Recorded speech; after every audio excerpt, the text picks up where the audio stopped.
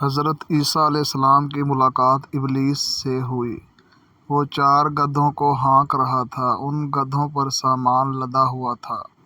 حضرت عیسیٰ علیہ السلام نے ابلیس سے ان گدھوں کے ہانکنے اور سامان کے بارے میں پوچھا۔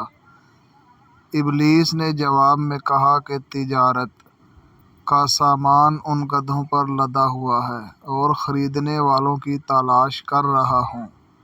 حضرت عیسیٰ علیہ السلام نے اس کی بات سن کر پوچھا، پہلے گدھے پر کیا سامان ہے؟ ابلیس نے کہا، ظلم۔ حضرت عیسیٰ علیہ السلام نے پوچھا، اسے کون خریدے گا؟ ابلیس نے کہا، بادشاہ۔ دوسرے گدھے کے بارے میں پوچھا کہ اس پر کیا لدا ہوا ہے؟ ابلیس نے کہا، حسد۔ حضرت عیسیٰ علیہ السلام نے پوچھا، کون خریدے گا؟ شیطان کہنے لگا، علماء۔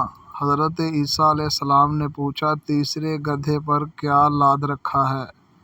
ابلیس نے کہا، خیانت۔ حضرت عیسیٰ علیہ السلام نے فرمایا، اسے کون خریدے گا؟ شیطان نے کہا کہ تاجر۔ پھر چوتھے گدھے کے بارے میں پوچھا کہ اس پر کیا لاد رکھا ہے؟ ابلیس نے کہا، مکر و فریب۔ حضرت عیسیٰ علیہ السلام نے پوچھا، اسے کون خریدے گا؟ شیطان نے کہا، عورتیں۔